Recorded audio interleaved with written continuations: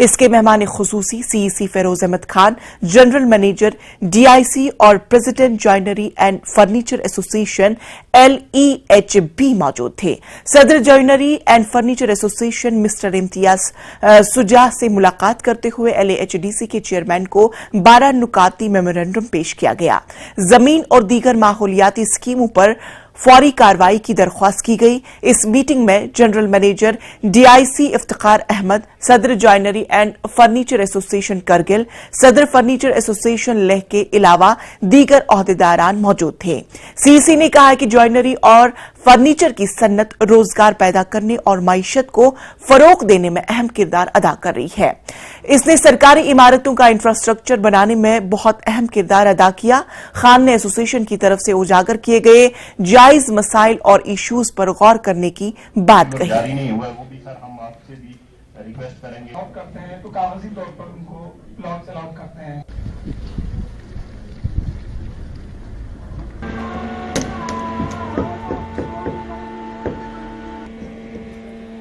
Ladakh duty बनने के बाद इंडस्ट्रियल पॉलिसी न होने की वजह से पिछले 2-3 सालों में ये मीट नहीं हुआ था। तो अब जब से हमारी इंडस्ट्रियल पॉलिसी आई है तो इन्होंने मुनासिब समझा इंडस्ट्रियल जो यूनिट होल्डर हैं हमारे, खासकर जो ज्वाइनरी और फर्नीचर वेलफेयर इंस्टीट्यूट के साथ जुड़े हुए हैं, तो उन्होंने ये मीट रखा था जिसमें उन्होंने अपने जितनी भी मुश्किलात थी तो उनसे हमें और हमारे ऑनरेबल डिप्टी काउंसलर करगल उनसे डायरेक्टली बात की और अपने मसाइल जो है उनके सामने। अभी हमारे पास इंडस्ट्रियल पॉलिसी आई है, उसमें भी इन लोगों ने कुछ जो इनके मुतालबात हैं जो इन्होंने कमियाँ नज़र आ रही है इंडस्ट्रियल पॉलिसी में, उसमें इन्होंने इसके बाद हमारी जो लैंड अलॉटमेंट पॉलिसी है वो अभी फ्रेम हो रही है, वो उसकी अभी नोटिफिकेशन हुई नहीं है। तो मुझे लगता है बहुत जल्दी आपकी लैंड अलॉटमेंट पॉलिसी भी आ जाएगी। उसके अलावा जो इनकी मेन शिकायत थी वो लैंड की कमी को लेके थी, वो हम भी इनसे इत्तफाक करते हैं कि करगिल डिस्ट्रिक्ट में जो हमारी ऑलरेडी फंक्शनल इंडस्ट्रियल एस्टेट्स हैं उनमें लैंड की बड़ी किल्लत है और नई जो हमारी एक इंडस्ट्रियल एस्टेट डेवलप हो रही है वो चांगा से कंप्लीट हो जाएगी। सर, इंडस्ट्रीज को लेके देखा जाए तो सबसे बड़ा एम्प्लॉयमेंट यहाँ से जनरेट होता है, खासकर करगिल में, तो इस पे आप क्या कहेंगे? जाहिर सी बात है गवर्नमेंट एम्प्लॉयमेंट के बाद अगर किसी जगह पे एम्प्लॉयमेंट है तो वो इंडस्ट्रीज में है, क्योंकि एग्रीकल्चर लैंड हमें पता है लद्दाख के अंदर एग्रीकल्चर के अंदर एम्प्लॉयमेंट जो है वो साथ तक पॉसिबल नहीं है। तो उसके बाद जो सबसे बड़ा जो हमारा एम्प्लॉयमेंट जनरेटर है वो इंडस्ट्रीज है। तो एक चीज़ से तो हम इत्तफाक करते हैं, लेकिन जो इनका सवाल था लैंड को लेके उसके हवाले से मैं ये बताता चलूँ कि हमारी इसमें 3 जगह पे इंडस्ट्रियल एस्टेट जो है डेवलप होगी। उसमें सबसे बड़ा जो हमारा जांगला तक में है जो तकरीबन 120 कनाल पे मुश्तमिल है। उसके अलावा संस्कार और लद्दाख में भी हमारे जो इंडस्ट्रियल एस्टेट जो है। इसके अलावा जैसे कि मीटिंग में भी मैंने बताया कि हमने ऑलरेडी जो डिस्ट्रिक्ट एडमिनिस्ट्रेशन LADC करगिल और उनको ज़मीन की जो अलॉटमेंट है उसके लिए चिट्ठियाँ लिखी हुई हैं। इन केस हमें बाकी सब डिवीजन में भी अगर ज़मीनें मिल जाती हैं तो वहाँ हम इंडस्ट्रियल एस्टेट जो है वो डेवलप करेंगे, जिसके हमारा डिस्ट्रिक्ट हेडक्वार्टर पे जो इंडस्ट्रियल लैंड की वसूली के लिए जो प्रोसेस था उसमें स्टेजेस इन्वॉल्व थे। क्या होता था कि हमें जब भी कोई बंदा अप्लाई करता था हम उसको एक प्रोविजनल रजिस्ट्रेशन देते थे जो वैलिड होती थी 6 महीने के लिए। उस दौरान हम उसको एक मोहलत देते थे कि आप अपना यूनिट सेटअप करो।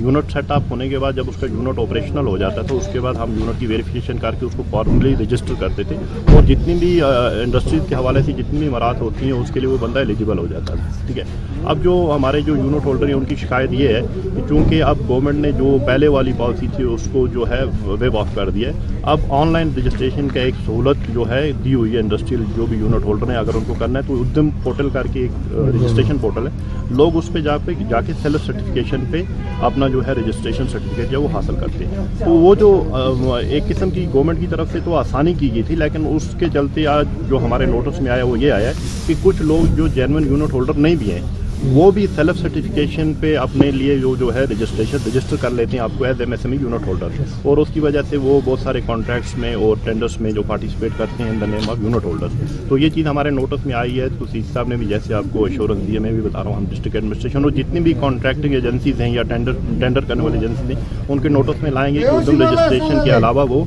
हमारी जो DICs ने उससे जो यूनिट होल्डर है उसकी वेरिफिकेशन करवा के ही किसी किस्म की जो गवर्नमेंट के अंदर कंसेशन है उसको अवॉर्ड करेंगे। शहर दें कि आप लोगों को हम प्लाट मुहैया करेंगे।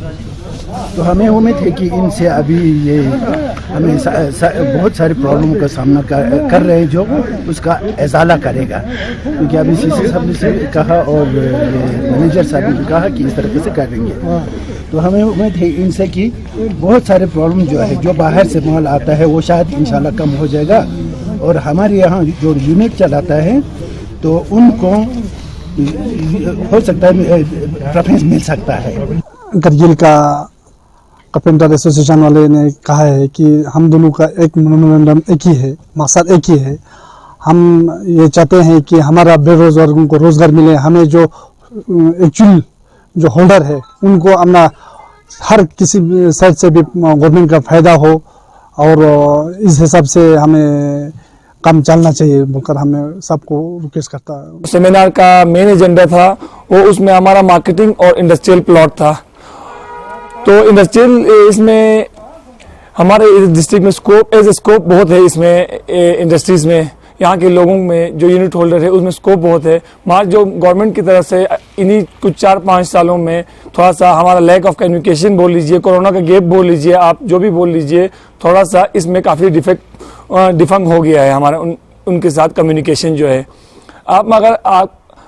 हम आगे आप इसमें भरोसा करते हैं कि गवर्नमेंट से भी आशा करते हैं कि आगे हमारा ये कम्युनिकेशन गैप जो है वो कम हो जाए।